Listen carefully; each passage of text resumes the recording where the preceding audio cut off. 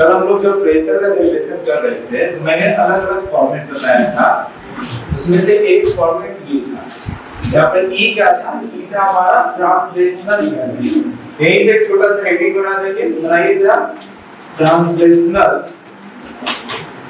Translational kinetic energy. अभी से सिर्फ इसको ई बोला करेंगे, ट्रांसलेशनल काइनेटिक एनर्जी। देखिए, it is a energy, translational kinetic energy. देखिए, it is a energy due to linear motion, energy due to linear motion of a gas molecules, तो linear motion, translational motion का मतलब वही linear motion, straight line motion. तो कोई भी molecule जो किसी एक्स में या वाई में या जेड में चलेगा, उसके कारण उसमें जितनी एनर्जी गेन होगा। अच्छा, आपको ऐसा लगता है कि बॉडी के चलने से उसको एनर्जी गेन होता है या एनर्जी लॉस होता है? क्या होता है सोचो। तो काइनेटिक एनर्जी हमेशा गेन होता है। कैसे? ध्यान समझो। मान लीजिए ये ऑब्जेक्ट है, ये रेस में वेलोसिटी 0, तो मैं बोलूं इसकी काइनेटिक एनर्जी का आंसर क्या होगा? 0, हाफ mv स्क्वायर 0। अब ये किसी तरीके से चला, खुद से चला, किसी ने चलाया, जिसे चलाया, और मान लो इसकी स्पीड हो गया कुछ भी, सब वेलोसिटी आ गया v, तो काइनेटिक एनर्जी हो जाएगा हाफ mv स्क्वायर। तो चलने से, बॉडी के चलने से उसकी एनर्जी बढ़ा या कम हुआ? काइनेटिक की बात कर रहा हूं, बढ़ा। तो काइनेटिक एनर्जी हमेशा मोशन के कारण गेन होता है। बस समझ पा रहे हैं? यही कांसेप्ट पे आगे डिग्री ऑफ फ्रीडम भी पढ़ेंगे कि कितनी तरीके से कोई बॉडी एनर्जी को गेन कर सकता है। ठीक है, तो ट्रांसलेशनल काइनेटिक एनर्जी का मतलब है ऐसी एनर्जी जो बॉडी के स्ट्रेट लाइन चलने से, लीनियर मोशन चलने से गेन हुआ हो। ठीक है, तो इसके लिए फार्मूला यही से बना लीजिए, प्रेशर से। तो E इक्वल टू क्या हो जाएगा? इसको इधर भेज दीजिए, तो 3/2 है ना, PV। ठीक है, ये आ रहा है, देखो ये इधर चला गया, 3/2 PV। ये हो गया आपका एनर्जी का फॉर्मूला। अब इसको और भी फॉर्मेट में बना सकते हैं। हम लोग जानते हैं PV इक्वल टू nRT होता है, 3/2 nRT।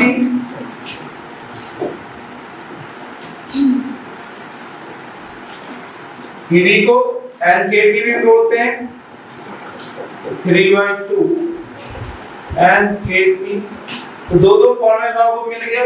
अगर नंबर ऑफ मोल चाहिए तो इस फॉर्मेट में यूज कीजिए, अगर टोटल नंबर ऑफ मॉलिक्यूल्स मालूम है तो इस नंबर में मतलब यूज कीजिए।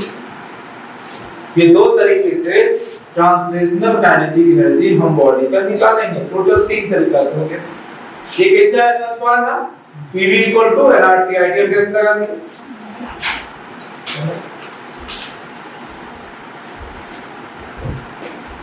चलिए, अब ना पहले हम लोग कुछ क्वेश्चंस आराम से सॉल्व करेंगे, फिर हम लोग आज आगे बढ़ेंगे। ठीक है, आज क्वेश्चन प्रैक्टिस करना शुरू करें।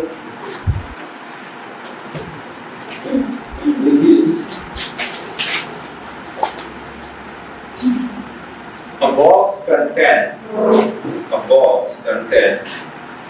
n number of molecules.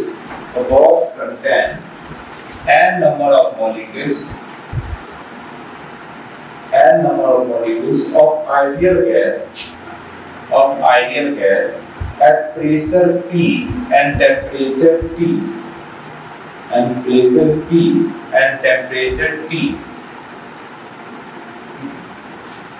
Full stop.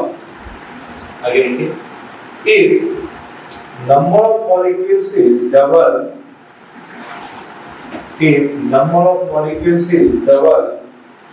in box, by which pressure and temperature become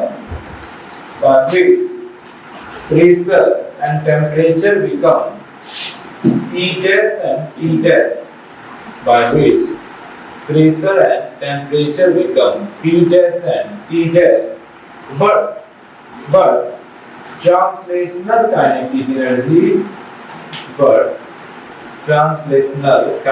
energy remains same. Translational kinetic energy remains same है ना, remain same, then find relation between initial and final, then find relation between initial and final temperature and pressure, initial and final temperature and pressure. ठीक है, question समझ में आ गया। Question कुछ ऐसा है कि कोई बॉक्स है, इस बॉक्स में n नंबर ऑफ मॉलिक्यूल्स है, प्रेशर P है, टेम्परेचर T है। अब अंदर नंबर ऑफ मॉलिक्यूल्स को बढ़ा दिया गया किसी तरीके से, तो P डैश प्रेशर हो गया, T डैश उसका टेम्परेचर हो गया, पर नंबर ऑफ मॉलिक्यूल्स बढ़ाने से एनर्जी नहीं बढ़ा, एनर्जी सेम का सेम है। तो बोला इस दोनों के बीच का रिलेशन बताइए, इनिशियल प्रेशर टेम्परेचर और फाइनल प्रेशर टेम्परेचर, तो P और P डैश दोनों में कैसा रिलेशन है, क्या P डैश P का आधा है, क्या डबल है, क्या उसका 3 टाइम्स है, इस तरीके से T डैश कैसा है, T का आधा है, डबल है, इस तरीके से एक रिलेशन बनाना है। इस सारे क्वेश्चन को जो रिलेशन निकालना पड़ेगा यहीं से निकालना पड़ेगा।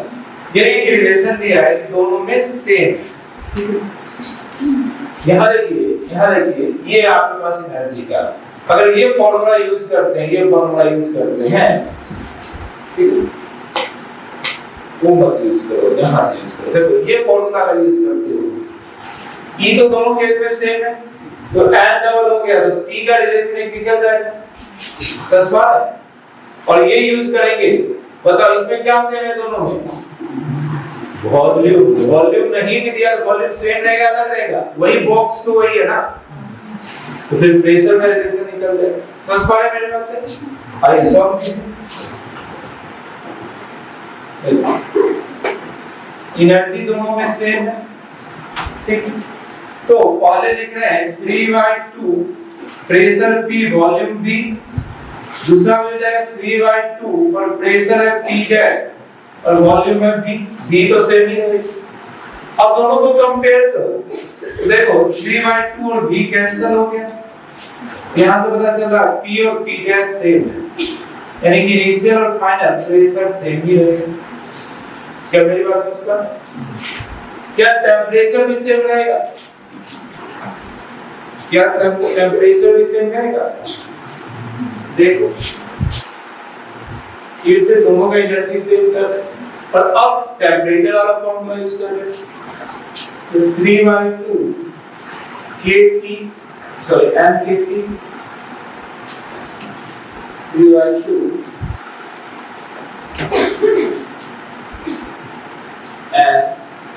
mkt, इसको जो बराबर करेंगे इधर भी हो जाएगा 3/2, अब नंबर ऑफ मॉलिक्यूल्स डबल कर दिया जिसको 2n लिख रहे हैं, ठीक, K तो K रहेगा, T डैश समझ पा रहे हैं?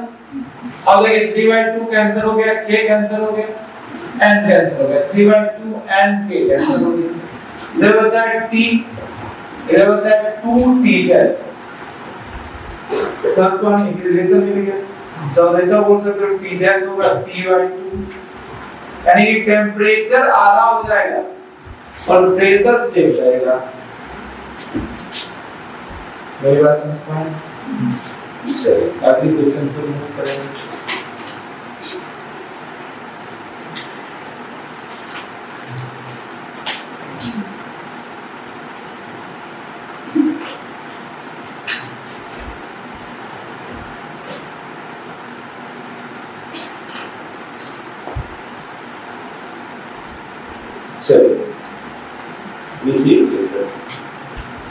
The molecules of given mass of gas have RMS speed is 200 meter per second at 27 degrees Celsius at 27 degrees Celsius at 1 into 10 raised to power 5 Pascal.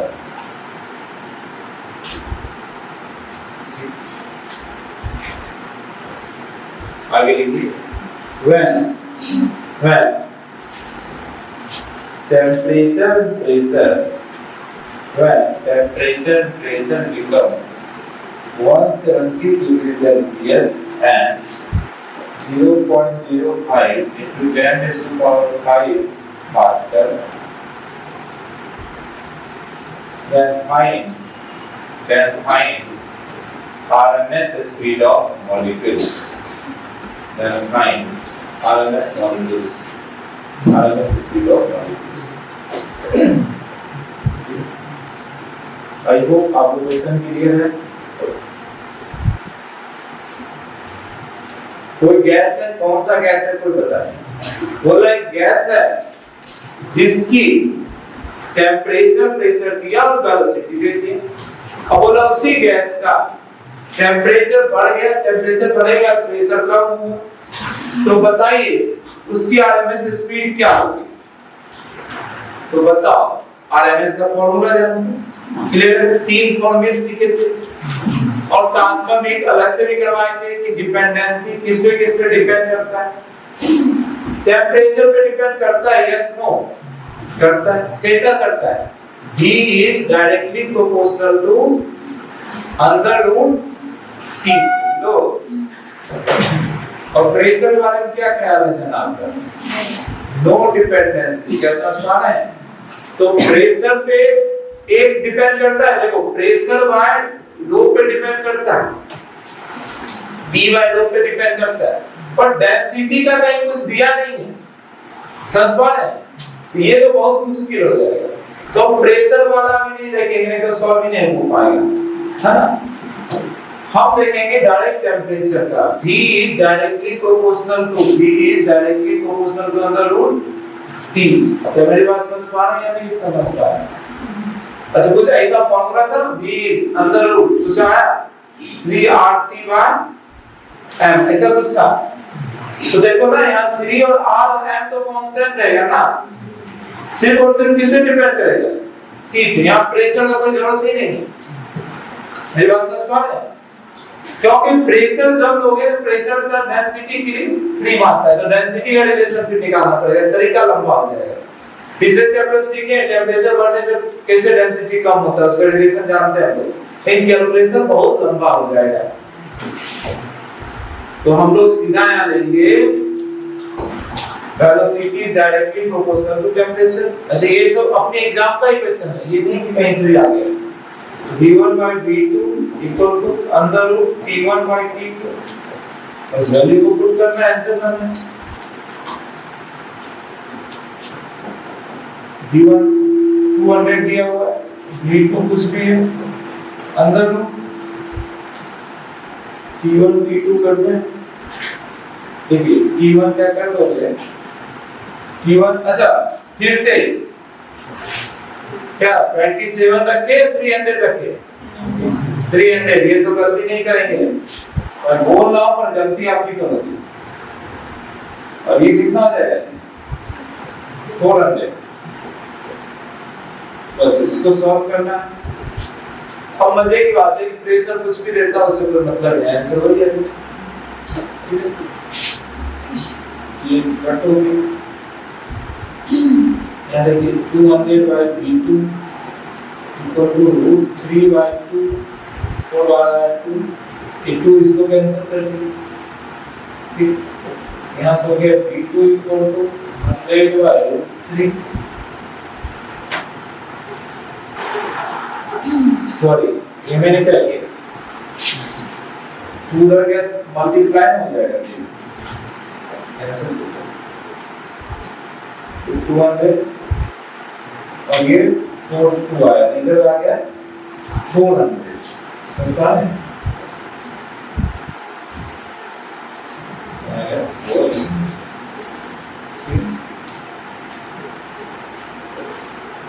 चलिए आगे बढ़ेंगे हम लोग नेक्स्ट क्वेश्चन की ओर। बहुत ही आसान क्वेश्चन, सिर्फ आपको ना फॉर्मूला याद रखना है। फॉर्मूला इनफाइनाइट है कि जितना जरूरत है, पिछले 20-25 साल में जितने फॉर्मूले से क्वेश्चन बना है मैं उतना ही क्लास में डिस्कस कर रहा हूँ। आपको एटलीस्ट वो सारा फॉर्मूला एकदम टिप पे रखना है, फिर क्वेश्चन में कोई जान नहीं बचेगा कि कीजिएगा। आइए नेक्स्ट क्वेश्चन देखिए, at what temperature RMS speed of hydrogen gas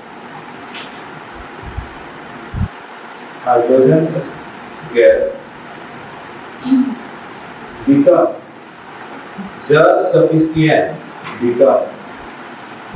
just sufficient for escaping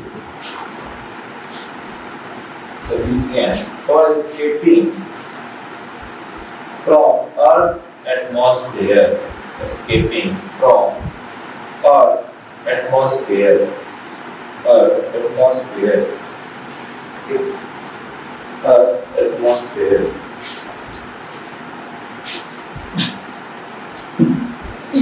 क्या बोला? अर्थ के एटमॉस्फेयर से एस्केप करने के लिए कितनी टेम्परेचर होना चाहिए?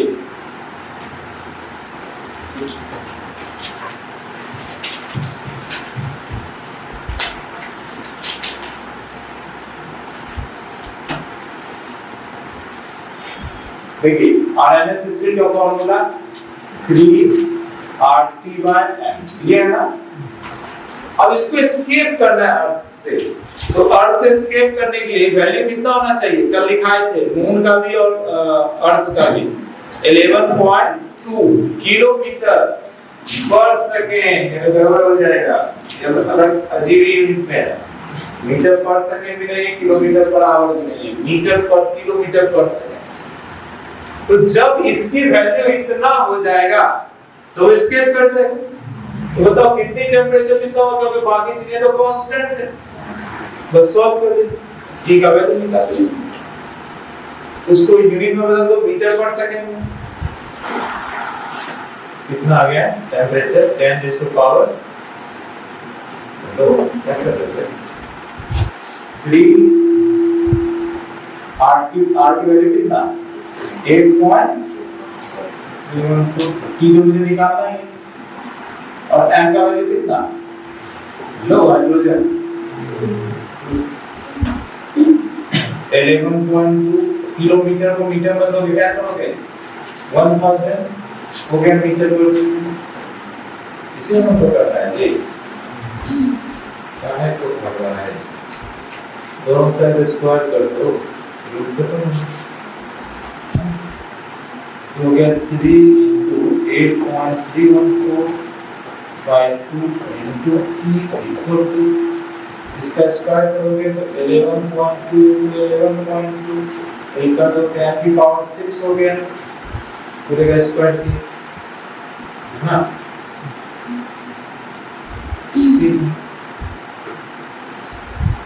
अब आपको t के लिए एक्सप्रेशन लाना है, ले आएंगे। t तो क्या हो गया? इधर है 11.2 × 11.2 × 10⁻6 डिवाइडेड 3 × 8.314। अब इसको सॉल्व कर देंगे, ठीक है। एक राउंड फिगर करोगे, देखो 11 11 121, एक राउंड फिगर कर रहा है। 11 11 11 का स्क्वायर होगा 121, और 8 × 3 जा 24।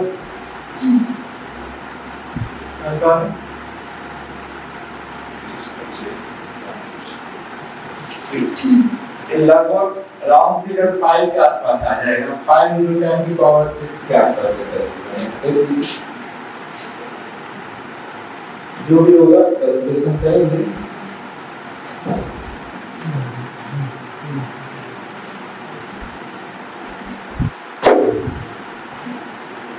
अच्छा 2 मिसिंग हो गया क्या? 11 पर 11 इधर 2 भी है, तो जितना भी हो मतलब एक राउंड फिगर कर कैलकुलेशन कर दें। ऑप्शन में जो होगा 2018 या 19 का क्वेश्चन है। अच्छा एक बार ना जेई ने शायद पूछा, उसमें ऑक्सीजन था, और नीट ने पूछा था उसमें हाइड्रोजन था, मतलब दोनों में एग्जाम में आया होगा क्वेश्चन। तो ऑक्सीजन बोलता दिया, ऑक्सीजन का मॉलिक्यूलर मास और हाइड्रोजन बोला था, हाइड्रोजन का बाकी रखे आगे कर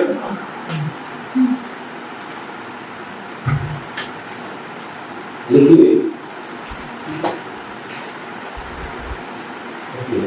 RMS speed of gas molecules at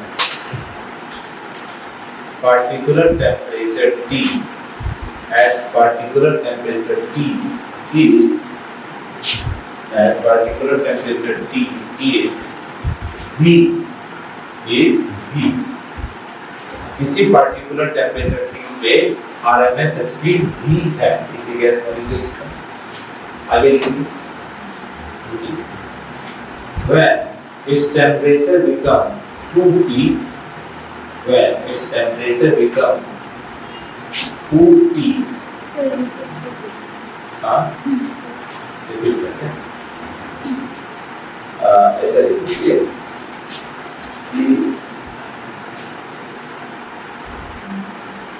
RMS speed of a gas molecules at particular temperature T gas molecules at particular temperature T is V capital V is V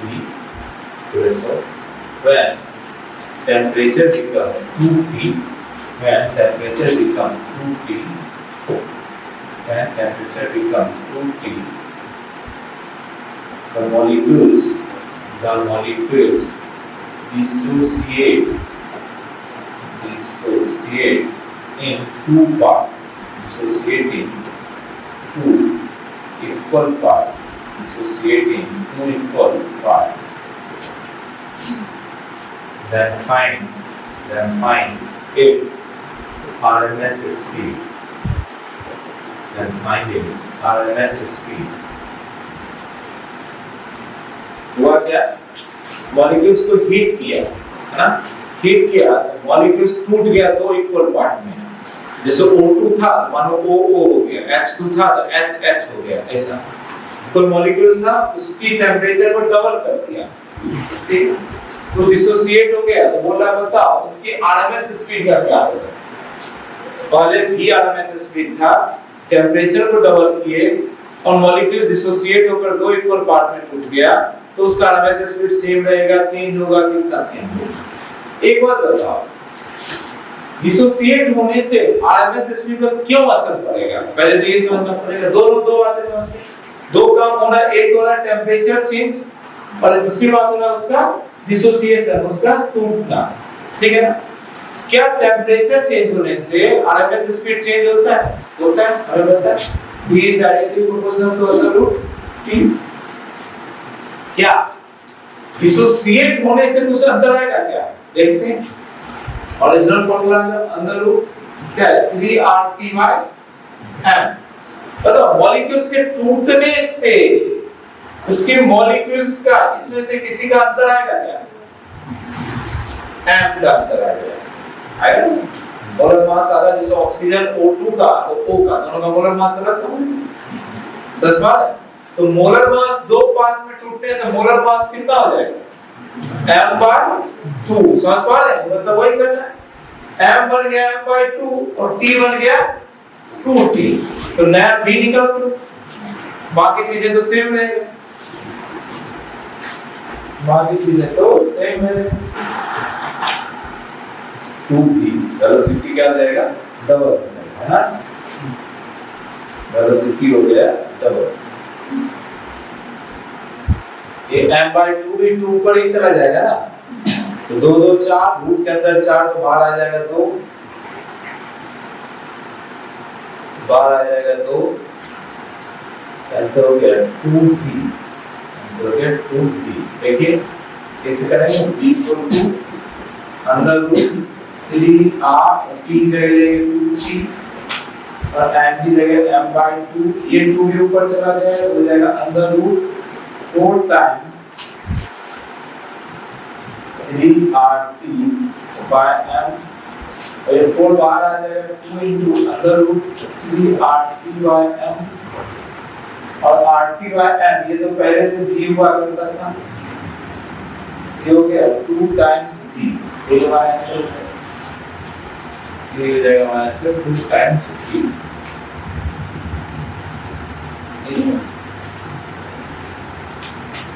high. Next question को remove करेंगे, next question को remove करेंगे। देखिए, an ideal gas is expanding, an ideal gas is expanding according to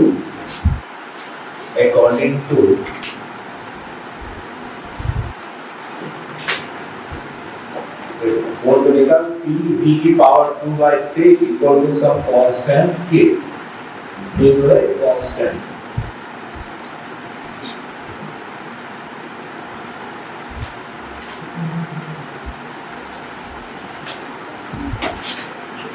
Find the relation between its volume and temperature. Find the relation between its volume and temperature. Actually the question था में तो उसने ये दिया था कि due to expansion its temperature will be increase, decrease, remain constant, we cannot say ऐसा। तो हम लोग एक रिलेशन निकालेंगे, वॉल्यूम और टेम्परेचर जो रिलेशन निकल जाएगा तो खुद से हमें समझ में आ जाएगा वॉल्यूम बढ़ने से टेम्परेचर बढ़ेगा, घटेगा, कांस्टेंट रहेगा या कोई रिलेशन ही नहीं है दोनों में। तो कुल मिलाकर टेम्परेचर और वॉल्यूम में रिलेशन लाना है। टेम्परेचर वॉल्यूम में कैसे रिलेशन लाएंगे, देखिए दो क्वेश्चन में कराऊंगा सेम तरीके से, एक जेई का है और एक नीट का है। आपको एक मैं भी कर दे रहा हूं, नेक्स्ट आपको करना है। हमें वॉल्यूम और टेम्परेचर चाहिए, दिया हुआ है ये, हम किसी तरीके से प्रेशर को नहीं चाहिए तो प्रेशर को हटा देंगे और यहाँ पे टेम्परेचर ले आएंगे। कैसे ला सकते हैं, देखिए ला सकते हैं। जनरल इक्वेशन होता है PV = nRT, समझ पा रहे हैं? तो हम P को लिख सकते हैं nRT/V, क्या मेरे पास समझ पा रहे हैं? ये इक्वेशन मेरा बन जाएगा nRT/V into V की power 2/3 equal to some constant K, ठीक है ना? ये हो गया nRT और देखो ये V ऊपर गया तो -1 हो जाएगा, 2/3 -1, क्लियर है? Equal to some constant K,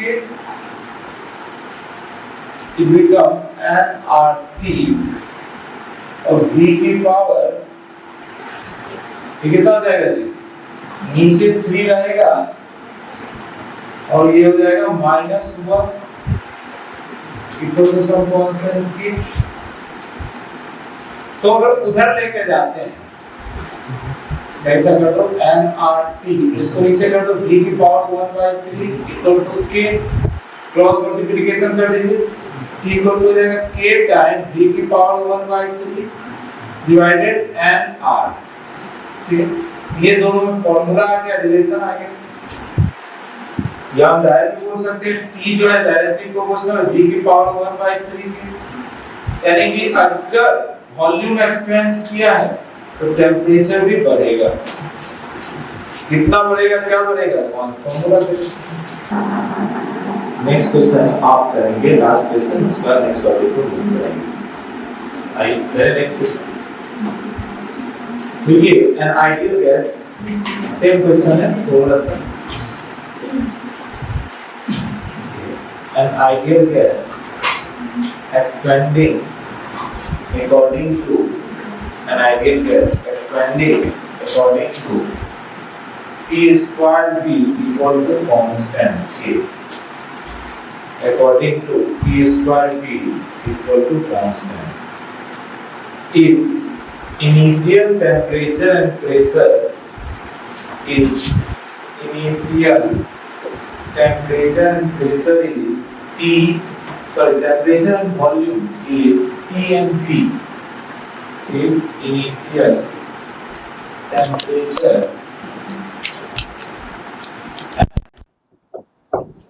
volume is T and V and final volume is 2V and final volume is 2V, final volume is 2V, then find final temperature, then find final temperature। तो एक volume expand कर रहा है, V से 2V हो गया, V square P square V equal to constant के according, तो बोला फाइनल टेम्परेचर कितना हो जाएगा। फिर से कुल मिलाकर वही है, जैसे यहाँ पे देखो टेम्परेचर प्रेशर में रिलेशन बोला था, टेम्परेचर वॉल्यूम, फिर से टेम्परेचर वॉल्यूम में रिलेशन ही है, रिलेशन हो जाएगा तो आपको पता चल जाएगा कि वॉल्यूम डबल होने से टेम्परेचर कितना टाइम्स हो गया।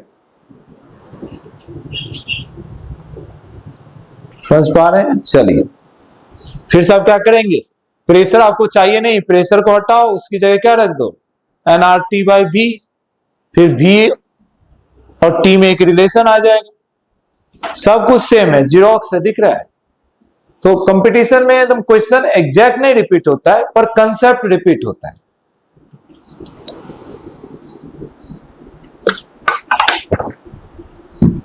एग्जैक्ट रिपीट नहीं होकर कंसेप्ट जरूर रिपीट होता है, तो प्लीज कंसेप्ट को बार बार प्रैक्टिस करते रहे। हाँ जी, आ गया ना, वेरी गुड। क्या आ गया, T equal to final T equal to √2 times initial temperature. Clear है? चलिए सबका निकल गया, फाइनल टेम्परेचर जो होगा √2 टाइम्स इनिशियल टेम्परेचर हो जाएगा 1.41 टाइम्स। चलिए तो आप ना सीख गए, कुछ तो सीख गए, अच्छा बातें हैं। आइए नेक्स्ट मूव करते हैं। चलिए सबसे लास्ट टॉपिक मूव करते हैं। देखिए इसके बाद आपका छोटा छोटा टॉपिक है, छोटा छोटा मतलब एक है degree of freedom. Direct degree of freedom से क्वेश्चन आता नहीं है, पर याद करो जब हम लोग सीपी सीबीए सब निकालते थे तो वहां पे फॉर्मूले में एफ था डिग्री ऑफ फ्रीडम, तो थोड़ा डिग्री ऑफ फ्रीडम का नॉलेज हमें चाहिए। बाकी वो हमें लिखा दिया था डिग्री ऑफ फ्रीडम किसमें कितना होता है। फिर एक है लॉ ऑफ इक्विपार्टीशन, वहां से क्वेश्चन आता है आपका, ठीक है। कंजर्वेशन ऑफ एनर्जी थोड़ा सा है, मिक्सर में कैसे कंजर्वेशन ऑफ एनर्जी होता है। तो 2-3 छोटा छोटा टॉपिक है केटीजी में, 15 मिनट 20 मिनट का हर टॉपिक है, तो एक अभी कर लेते हैं डिग्री ऑफ फ्रीडम, या 2 देख लेते हैं, फिर कल थोड़ा आधा घंटा करेंगे और फिर कल ही थर्मोडायनेमिक्स चालू भी कर लेंगे, है ना। ठीक है, तो हेडिंग बना लीजिए, हेडिंग बना लीजिए डिग्री ऑफ फ्रीडम, हेडिंग बना लीजिए डिग्री ऑफ फ्रीडम, हेडिंग बना लीजिए डिग्री ऑफ फ्रीडम। ठीक है, इसको हम लोग स्मॉल एफ से इंडिकेट किए हैं। यूज तो हम लोग पहले ही कर चुके हैं, थर्मल प्रॉपर्टी में ही सीख अभी रहे हैं। तो डिग्री ऑफ फ्रीडम है क्या कि कोई भी एटम या कोई भी मॉलिक्यूल्स कितने तरीके से मोशन कर सकता है, ताकि मोशन करने से उसमें काइनेटिक एनर्जी का गेन हो। अभी अभी समझे, बहुत बच्चों को यही समझने में दिक्कत होता है, मोशन करने से एनर्जी का लॉस होगा, गेन कैसे होगा। अभी सिखाए, बॉडी रुका हुआ है, काइनेटिक एनर्जी 0, चलने लगा तो कुछ एनर्जी तो आया, तो चलने से उसमें काइनेटिक एनर्जी का क्या होता है, गेन। लॉस होता होगा कोई और एनर्जी, टोटल एनर्जी तो कंजर्व भी होता है, पर हमारा फोकस जो है सिर्फ और सिर्फ किस पे है, काइनेटिक एनर्जी पर। क्लियर है ना। तो डिग्री ऑफ फ्रीडम का डेफिनेशन यही है कि कितनी वे से, कितने तरीके से एक मॉलिक्यूल से एक एटम मूव कर सकता है ताकि वो एनर्जी को गेन कर सके। जैसे मान लीजिए एक पेज है, मान लो ये एक पेज है, एकदम एक पेज है। अब इस पेज में एक चींटी को रख दिए, छोटा एक चींटी या कुछ भी। अब उसको कितने तरीके से इस पेज पे वो घूम सकता है, कितने एक्सिस पे, सोचो। तो आंसर है 2। एक पेज कितने एक्सिस से मिलकर बनता है, 2, एक्स और वाई। जेड एक्सिस होता ही नहीं इसमें, थिकनेस तो है ही नहीं। मेरी बात समझ पा रहे हैं। तो इसमें चींटी के पास 2 ही पॉसिबिलिटी, या तो एक्स एक्सिस में चलेगा या वाई एक्सिस में चलेगा। बात समझ पा रहे हैं, या दोनों के कॉम्बिनेशन में कुछ चलेगा, पर चले तो मैक्सिमम 2 ही एक्सिस में है। तो हम बोलेंगे इस चींटी के पास डिग्री ऑफ फ्रीडम 2 है। इस पेज पर कोई चींटी चल रहा है तो उसकी डिग्री ऑफ फ्रीडम कितना है, 2। या तो वो एक्स एक्सिस में चल सकता है, या 2 में, या दोनों में चले, तो मैक्सिमम 2 हो सकता है। एक भी हो सकता है, सिर्फ एक्स में चले तो एक ही होगा, पर मैक्सिमम डिग्री ऑफ फ्रीडम कितना है, 2। मेरी बात समझ पा रहे हैं। उसी चींटी को इस रूम में छोड़ दिया जाए तो उसका डिग्री ऑफ फ्रीडम कितना हो जाएगा, 3। ये सरफेस पे एक्स वाई में जा सकता है, या दीवार पर चढ़ने लगे तो क्या हो जाएगा, जेड, तो उसका डिग्री ऑफ फ्रीडम कितना हो जाएगा, 3। यानी 3 तरीके से मोशन कर सकता है, और हर मोशन में उसमें काइनेटिक एनर्जी का गेन होगा। क्या मेरी बात समझ पा रहे हैं। अब इसी चींटी की जगह एक बटरफ्लाई को लेकर आ जाओ, अब बोलो उसका डिग्री ऑफ फ्रीडम कितना होगा। तो 3 तरीके से चल तो सकता ही है, साथ में वो रोटेट भी कर सकता है। चीटी रोटेट नहीं करता, वो पंख है उसके पास, ऐसा गोल गोल घूम सकता है, एक बार ऐसा गोल गोल घूम सकता है, एक बार ऐसा गोल गोल घूम सकता है। क्या मेरी बात समझ पा रहे हैं? 3 एक्सिस के अराउंड घूम सकता है ना जी। तो कितना हो जाएगा उसका डिग्री ऑफ फ्रीडम? 6। समझ पा रहे हैं? अच्छा, बटरफ्लाई का और मन है, बटरफ्लाई का मन है तो एक ही जगह रुका रहेगा और सिर्फ पंखों ऐसा ऐसा करेगा, उसको बोलते हैं वाइब्रेशनल डिग्री ऑफ फ्रीडम। क्या मेरी बात समझ पा रहे हैं? तो एडिशनल भी हो गया। तो डिग्री ऑफ फ्रीडम को भी ना हम 3 तरीके से डिवाइड किए हैं। जैसे अगर कोई लीनियर मोशन से करता है, ड्यू टू लीनियर मोशन, जब लीनियर मोशन के कारण उसमें एनर्जी आता है तो इसको बोलते हैं translational degree of freedom. Translational, मैं अभी डेफिनेशन लिखाऊंगा, आप सिर्फ समझिए डिग्री ऑफ फ्रीडम। और इसकी मैक्सिमम वैल्यू कितना हो सकता है जी? 3। इसकी मैक्सिमम वैल्यू कितनी हो सकती है? मिनिमम 1 हो सकता है, पर मैक्सिमम 3 ही एक्सिस में जा सकता है। इसी तरीके से अगर कोई चीज रोटेट करे तो इसको बोलेंगे rotational degree of freedom. Rotational degree of freedom, वो एक्सिस का होगा रोटेट करना चालू कर दिया। तो आपसे कोई बोले रोटेशनल डिग्री ऑफ फ्रीडम कितना हो सकता है, इसका मैक्सिमम वैल्यू, ये भी 3 हो सकता है। एक्स एक्सिस का और रोटेट करे, वाई एक्सिस का और रोटेट करे, जेड एक्सिस का और रोटेट करे। क्या मेरी बात समझ पा रहे हैं? अच्छा, एक और होता है जिसको बोलते हैं vibrational. Vibrational degree of freedom का मतलब वो किसी एक्सिस का और रोटेट नहीं कर रहा है, जहां वहीं पे है सिर्फ वाइब्रेट कर रहा है। क्या मेरी बात समझ पा रहे हैं? तो वाइब्रेशन करने से उसके पास 2 टाइप की एनर्जी गेन होता है, एक काइनेटिक साथ साथ पोटेंशियल भी गेन होता है। तो इसलिए वाइब्रेशनल का मैक्सिमम वैल्यू 2 हो सकता है। ठीक है, पर कोई भी चीज वाइब्रेशन कंसीडर करेंगे, एक अच्छा खासा वाइब्रेशन होना चाहिए, थोड़ा बहुत वाइब्रेशन नहीं, तो ना हाई टेम्परेचर पे ही होता है। तो वाइब्रेशनल डिग्री ऑफ फ्रीडम सिर्फ होता है at high temperature only, high temperature only. इसीलिए हम लोग +2 लेवल में वाइब्रेशनल डिग्री ऑफ फ्रीडम को नेग्लेक्ट करते हैं। हमारा पास यही 2 डिग्री ऑफ फ्रीडम होगा। सिर्फ एक्सेप्शन है CO2, कार्बन डाइऑक्साइड, उस वो लो टेम्परेचर पे ही उसमें 2 वाइब्रेशनल आ जाता है डिग्री ऑफ फ्रीडम। तो आगे हम लोग देखेंगे। पहले डिफिनेशन लिख लीजिए डिग्री ऑफ फ्रीडम का। लिखिए it is the number of independent way, it is the number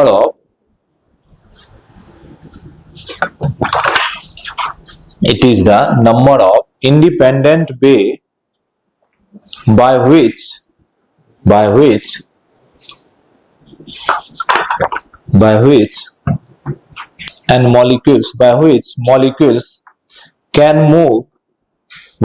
molecules can move so that it gain energy,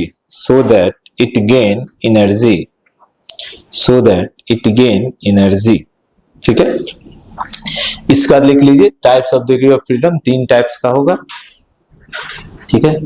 translational maximum 3, rotational maximum 3, vibrational maximum 2। यानी कि किसी भी मॉलिक्यूल्स के पास मैक्सिमम टू मैक्सिमम कितना हो सकता है डिग्री ऑफ फ्रीडम? 8। समझ पा रहे हैं? तो 8 होता नहीं, 7 ही रहेगा। 3 + 6 + 2। समझ पा रहे हैं? पर CO2 के पास ही मैक्सिमम होता है 7 डिग्री ऑफ फ्रीडम। बहुत हाई टेम्परेचर पे कोई जाएगा तो 8 होगा। केमिस्ट्री में एक फॉर्मूला सीखे होंगे डिग्री ऑफ फ्रीडम का, मैं नीचे लिख देता हूं। F निकालने का फॉर्मूला होता है 3n - B। ये इसका डिग्री ऑफ फ्रीडम का फॉर्मूला होता है, जिसमें n है नंबर ऑफ एटम्स, जैसे मोनोएटॉमिक, डायटॉमिक, ट्राइएटॉमिक ऐसा, और B है नंबर ऑफ बॉन्ड, कितना बॉन्ड से जुड़ा हुआ है, नंबर ऑफ बॉन्ड। बॉन्ड का टाइप नहीं, number of bond. Double bonding हो, ट्रिपल बॉन्डिंग हो, पर बॉन्डिंग एक ही है तो एक ही कहलाएगा, नंबर ऑफ बॉन्ड। इससे हमें निकलता है, ठीक है, यहां से निकलता है। हो गया?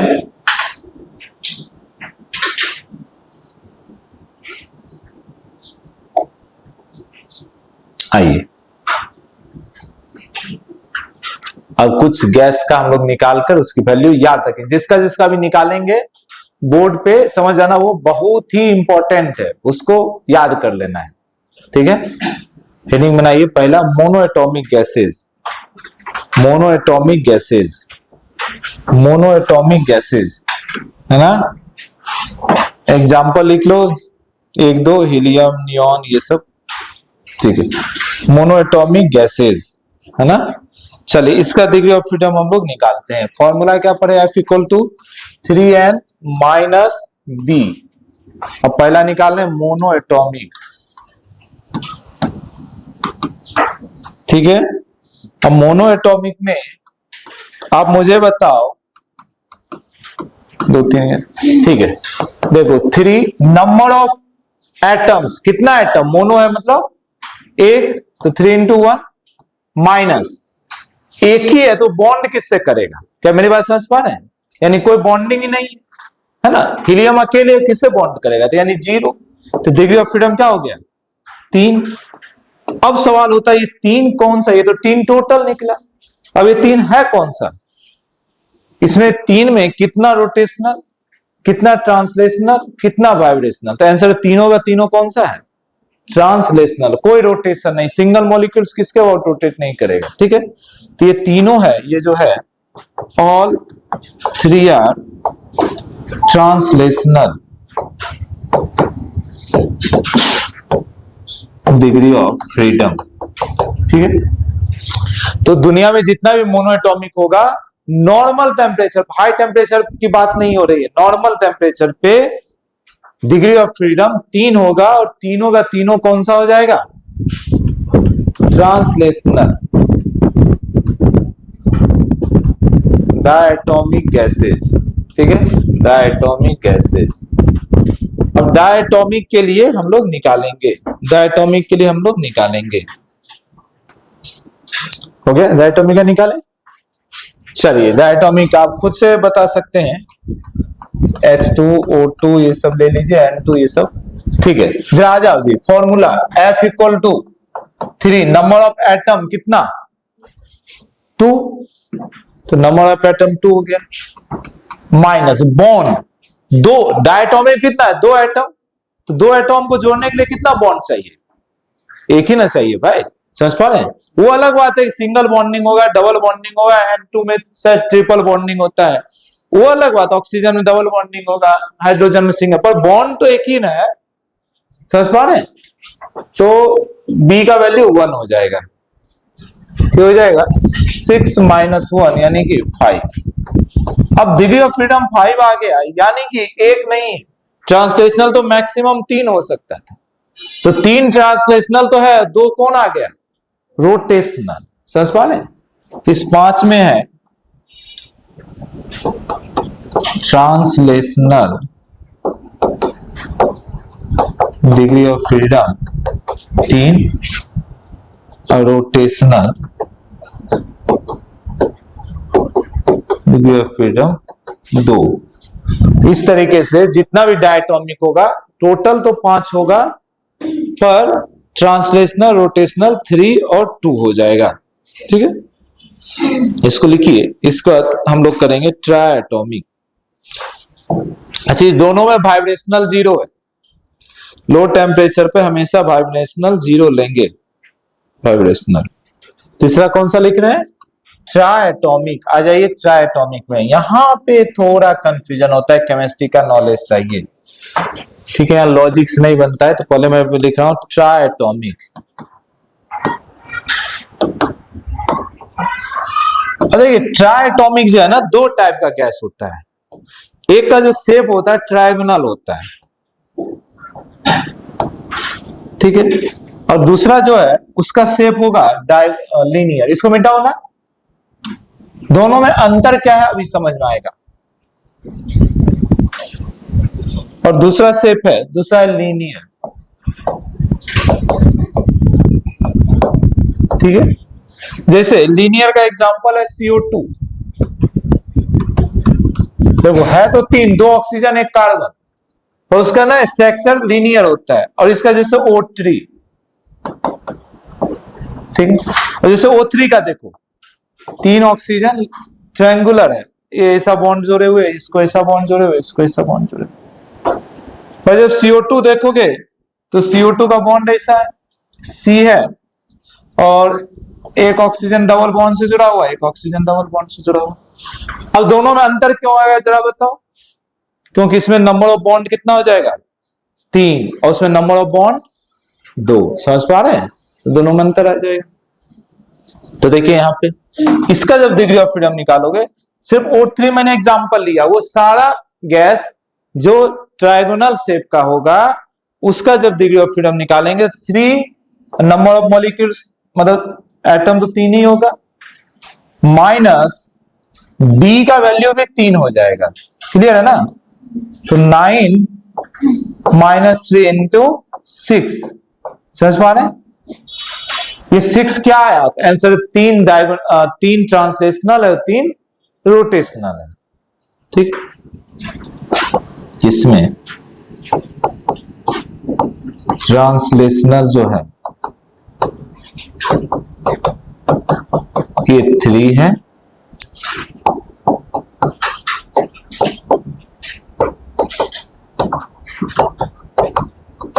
ये भी 3। ठीक, यहां आइए, इसका जरा F निकालिए। 3 है तो ये भी 3, और माइनस नंबर ऑफ बॉन्ड अब 2 ही है, तो ये 9 - 2 यानी कि 7 आ गया। CO2 का 7 आ गया।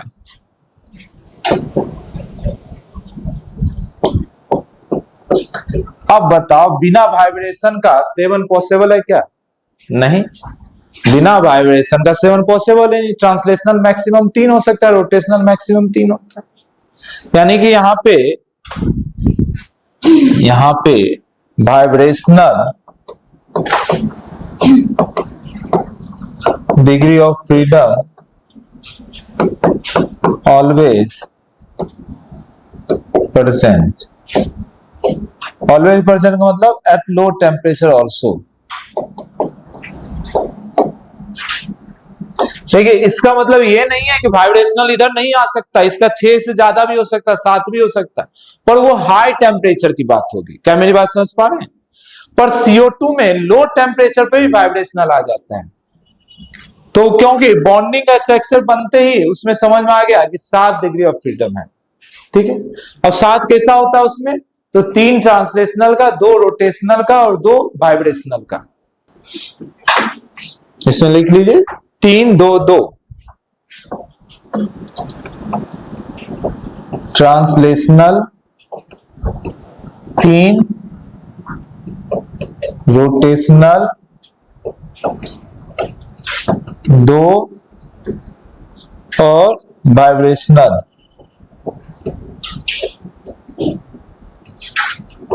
2। इस तरीके से ये 7 डिग्री ऑफ फ्रीडम हो जाएगा।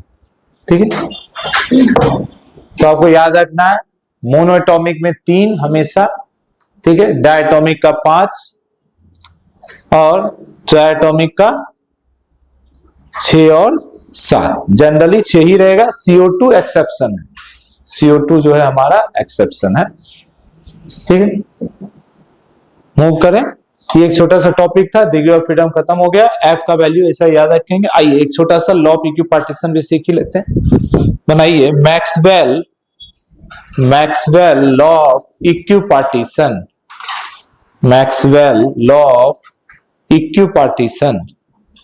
मैक्सवेल साइंटिस्ट थे, उन्होंने ये लॉ बनाया था, Maxwell law of equipartition of energy. Maxwell law of equipartition of energy. Equipartition of energy. ठीक है, ये लॉ बहुत ही आसान है, समझना बहुत ही आसान है। जैसे इंडियन फैमिली में कैसे होता है, मान लो एक फैमिली है, एक पेरेंट है, उनके 2 बच्चे हैं या 3 बच्चे, मान लो कोई एक पेरेंट है, ठीक है, इनके 3 बच्चे हैं, तो उनका जो भी प्रॉपर्टी होगा तीनों में डिस्ट्रीब्यूट होगा उनके बाद। क्लियर है? तो तीनों में डिस्ट्रीब्यूशन कैसे होगा, इक्वल इक्वल या किसी को ज्यादा मिलेगा किसी को कम मिलेगा, इक्वल इक्वल। समझ पा रहे हैं, यही है law of equipartition of energy. क्या बोलते हैं मैक्सवेल कि कोई भी मॉलिक्यूल्स है उसके पास जितना डिग्री ऑफ फ्रीडम है, उसमें जितना एनर्जी है सभी डिग्री ऑफ फ्रीडम से आया है और इक्वल से आया है। बात समझ पा रहे हैं, यानी मान लीजिए किसी के पास 90 जूल एनर्जी है और डिग्री ऑफ फ्रीडम 3 है, यानी हर डिग्री ऑफ फ्रीडम कितने एनर्जी के साथ है, 30 जूल के साथ। क्या मेरी बात समझ पा रहे हैं, यही है लॉ ऑफ इक्विपार्टीशन कि किसी मॉलिक्यूल्स की हर डिग्री ऑफ फ्रीडम में इक्वल एनर्जी एसोसिएट होता है। आइए लिख लीजिए, बस इतना ही बात है, लिख लीजिए। The total energy of gas, the total energy of gas is divided equally, the total energy of gas is divided equally among its various degree of freedom, among its various degree of freedom, among its various degree of freedom, and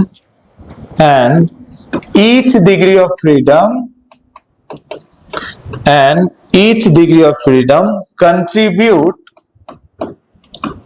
देखो board पर लिखा half R T और half K T, half R T और half K T energy to gas, half R T और half K T energy of gas.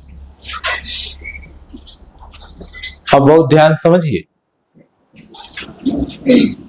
बोल रहा है कि जितना एनर्जी है वो सभी डिग्री ऑफ फ्रीडम में कितना रहेगा, सेम रहेगा, लेकिन एक और टर्म एंड कंडीशन है कि हर डिग्री ऑफ फ्रीडम के पास इतना ही एनर्जी रहेगा।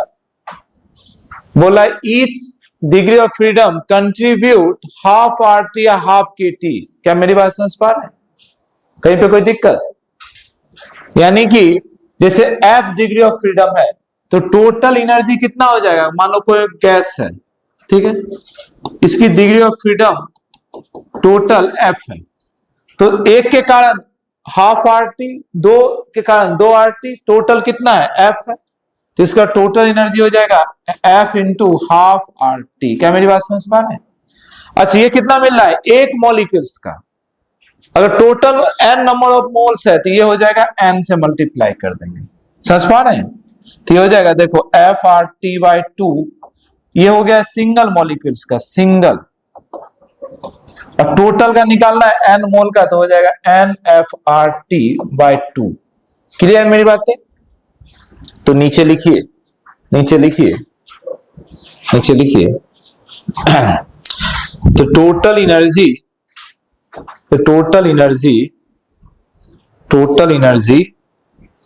of n mole of gas, the total energy of n mole of gas having degree of freedom F, having degree of freedom F is ध्यान देखो कैसे बनाए,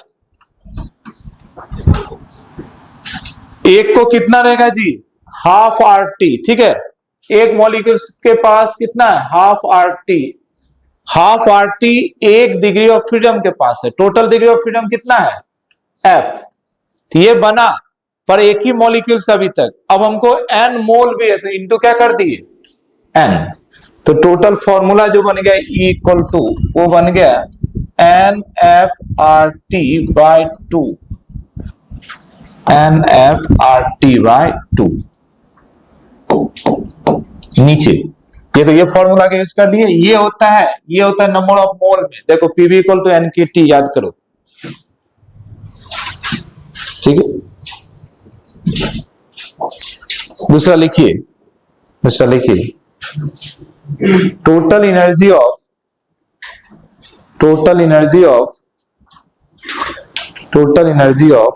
n number of molecules, total energy of n number of molecules, capital n number of molecules having degree of freedom F, having degree of freedom F, having degree of freedom F is degree of freedom F is, देखिए ई लिए,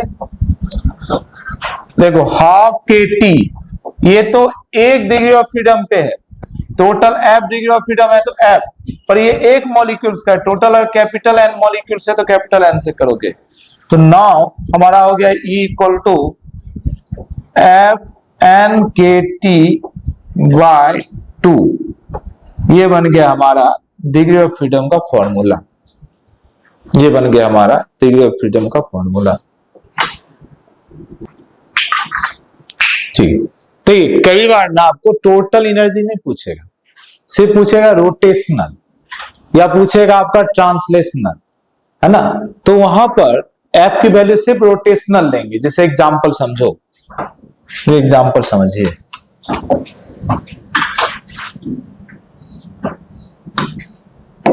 आपसे कोई ऐसा पूछे rotational kinetic energy, अभी अभी किए थे, है ना, सॉरी रोटेशनल ट्रांसलेशनल किए थे, अभी एग्जांपल लो ट्रांसलेशनल का, ट्रांसलेशनल काइनेटिक एनर्जी, क्या मेरी बात समझ पा रहे हैं? तो मुझे मालूम है ट्रांसलेशनल का मैक्सिमम डिग्री ऑफ फ्रीडम कितना हो सकता है, 3, और ये सब में होता है 3, तो हमेशा होता ही है ना, तो अब एफ का वैल्यू 3 रखेंगे, समझ पा रहे हैं? तो फॉर एन मोल के लिए एफ का वैल्यू 3 रख दो, तो हो जाएगा 3nRT बाय 2, देखो यही फॉर्मूला था। और for N number of molecules, ये हो जाएगा एन के एफ की वैल्यू 3 रख दो, ठीक है, तो 3nKT/2। आज देखो चैप्टर के शुरुआत में यही फॉर्मूला बनाए थे, क्लास के शुरुआत में, समझ पा रहे हैं? तो अगर टोटल नहीं पूछा, सिर्फ ट्रांसलेशनल पूछा, तो एफ की वैल्यू टोटल नहीं डालेंगे, समझ पा रहे हैं? तो सिर्फ ट्रांसलेशनल का डालेंगे। सिमिलरली अगर आपसे बोले रोटेशनल काइनेटिक एनर्जी, तो सिर्फ और सिर्फ एफ की वैल्यू जो रोटेशन का वही रखेंगे। अब रोटेशन का सब में अलग अलग है, मोनोटॉमिक में 0 होता है तो उसमें कुछ होगा ही नहीं, समझ पा रहे हैं? तो मैं यहां लिख देता हूं, टेक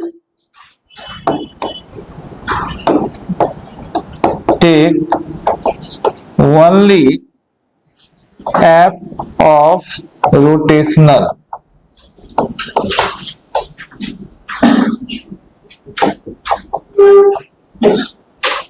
समझ पा रहे हैं? तो ये आपको ध्यान रखना है। टोटल पूछा तब तो ये ठीक है, एफ की टोटल वैल्यू ले लेंगे। अगर काइनेटिक पूछा, मतलब ट्रांसलेशनल सिर्फ पूछा, तो एफ सिर्फ ट्रांसलेशनल वाला लेंगे। रोटेशनल पूछा तो सिर्फ रोटेशनल वाला लेंगे, और टोटल पूछेगा तो टोटल वाला लेंगे। समझ पा रहे हैं? आइए आगे बढ़ते हैं, है ना। छोटी छोटी चीजें और है, 5-10 मिनट की चीजें, खत्म ही हो जाएगा आपका।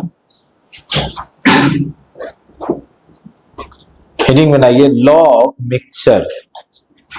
Law of mixture, law of, दो गैस को मिक्स करेंगे। ये कोई टॉपिक नहीं है, ये ना क्वेश्चन आता है, मैं इस क्वेश्चन को ही मैं ना एक टॉपिक बना के आपको समझा रहा हूं।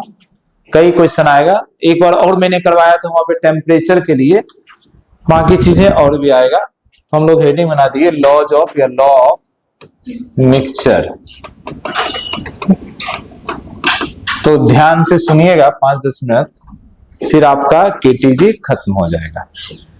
ठीक है, देखिए इसमें पहली चीज जो सबसे इंपॉर्टेंट है वो होता है law of conservation of moles. Law of conservation of mole.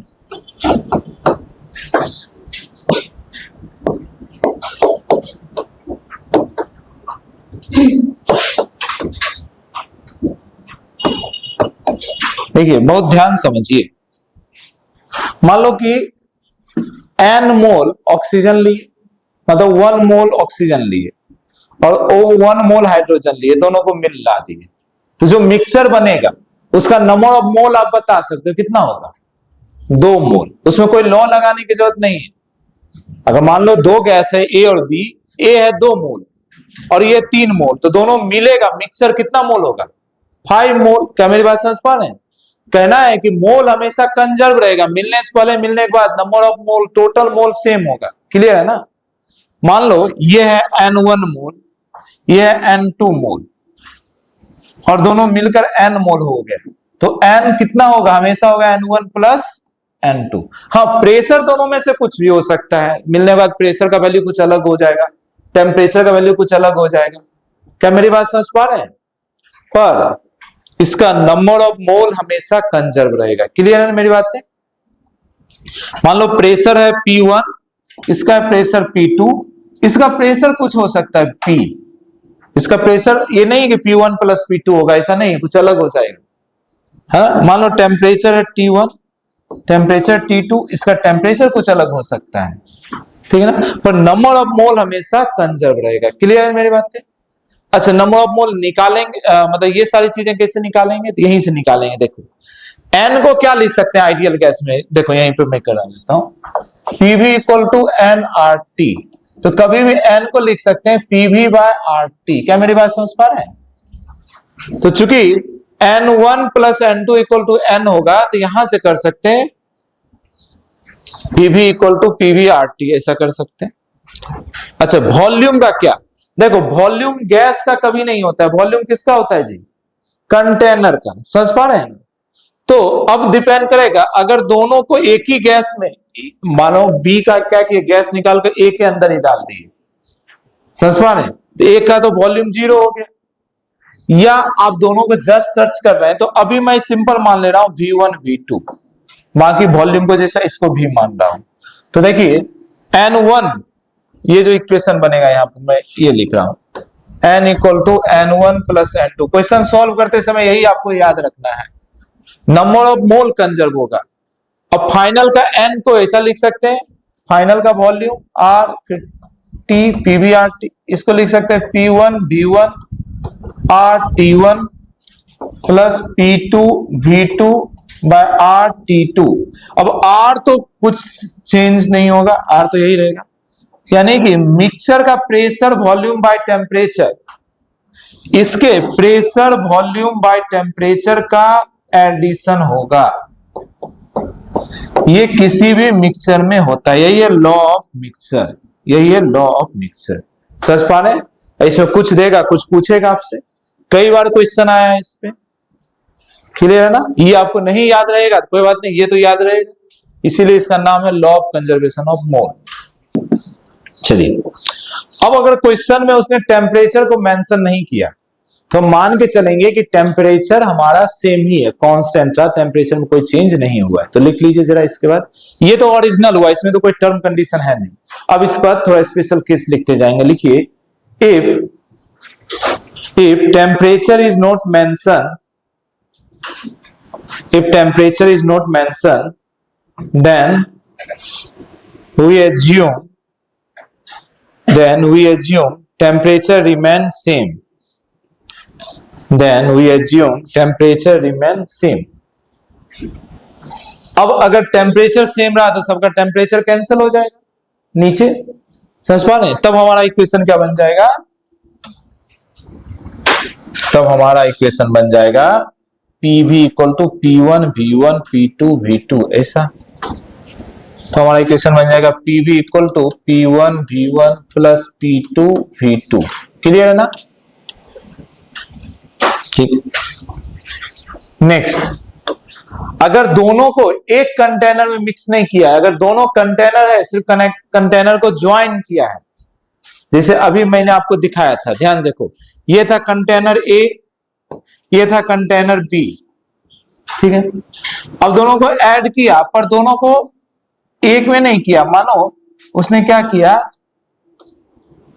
उसने सिर्फ दोनों का बीच का एक रास्ता खोल दिया, ऐसा कर दिया, ठीक है। तो अब क्या होगा, वॉल्यूम का क्या होगा, जरा ध्यान समझो। ये तो A है, ये B है। मान लो इसका वॉल्यूम V1 था, इसका वॉल्यूम V2 था, तो क्या ये जो V है V1 प्लस V2 नहीं हो जाएगा? दो तरीके से मिक्स किया जा सकता है ना। मानो एक इस जार में गैस है, एक इस जार में, इसका गैस टोटल इसके अंदर डाल दिया, तब तो फाइनल वॉल्यूम इक्वल टू इसका वॉल्यूम हो जाएगा। क्या मेरी बात समझ पा रहे हैं? क्योंकि गैस का कोई वॉल्यूम नहीं होता, वॉल्यूम किसका होता है? कंटेनर का। और एक है कि दोनों गैस को, दोनों कंटेनर को आपस में जोड़ दिया, तो इसका गैस उसमें चला गया, उसका गैस इसमें जाकर मिक्स हो गया।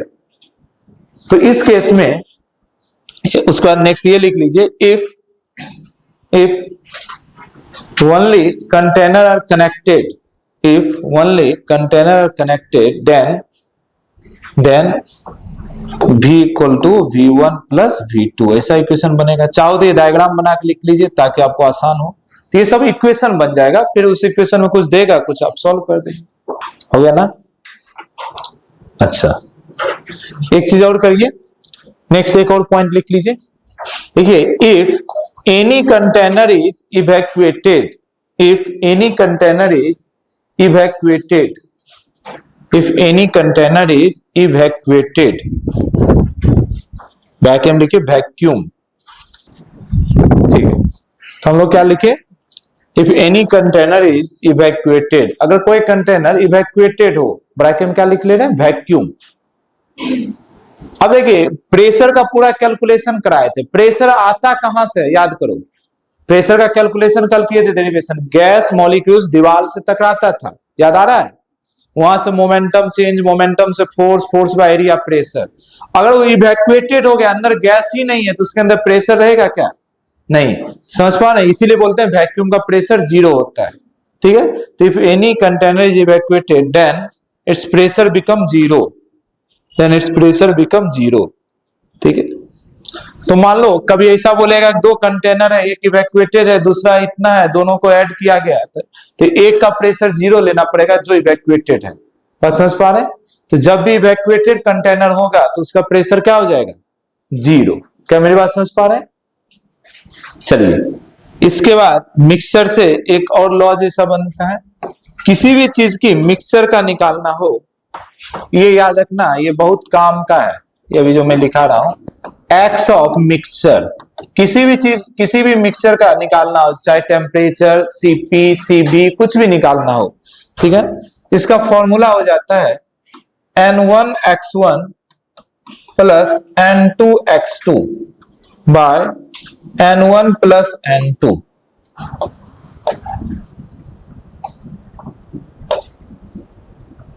ठीक है। अच्छा, ये जो होगा not valid for gamma, gamma के लिए वैलिड नहीं है, बाकी सब के लिए वैलिड है।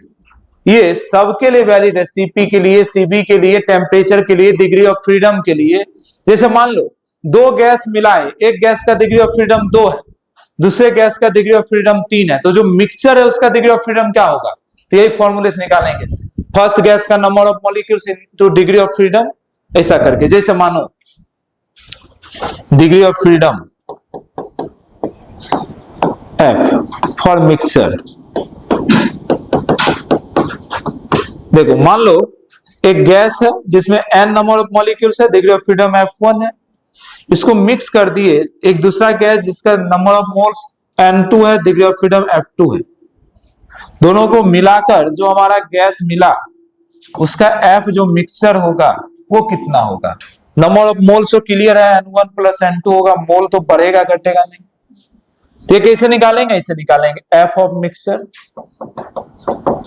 यहां से N1 F1, देखो X की जगह सिर्फ F लिख देंगे, plus N2 F2 bye N1 plus N2।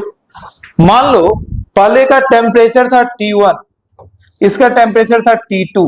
अब आपको निकालना है T ऑफ मिक्सचर कितना होगा, तो आप निकाल सकते हैं। यहां X की जगह T रखो, तो T ऑफ मिक्सचर हो जाएगा N1 T1 plus N2 T2 bye N1 plus N2। क्या मेरी बात समझ पा रहे हैं? मान लो पहले का CP1 था, इसका है CP2, और आपको निकालना है CP ऑफ मिक्सचर, तो वो भी निकाल सकते हैं। CP ऑफ मिक्सचर जो है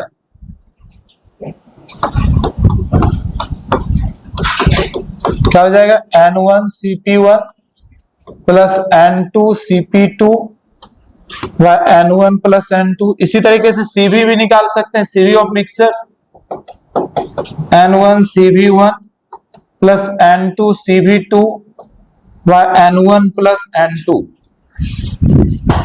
तो मिक्सचर में किसी भी चीज का निकालना है, सिर्फ गामा नहीं निकालेंगे। देखो CP सब लिखे हुए हैं वहां पे भी, है ना, मिक्सचर का निकालना है तो गामा का देखा ना, गामा का अलग होता है क्योंकि CP/CB हो जाता है गामा। तो ये नियम गामा में नहीं लगाएंगे, सिर्फ गामा में नहीं लगाएंगे, बाकी सब में लगा सकते हैं।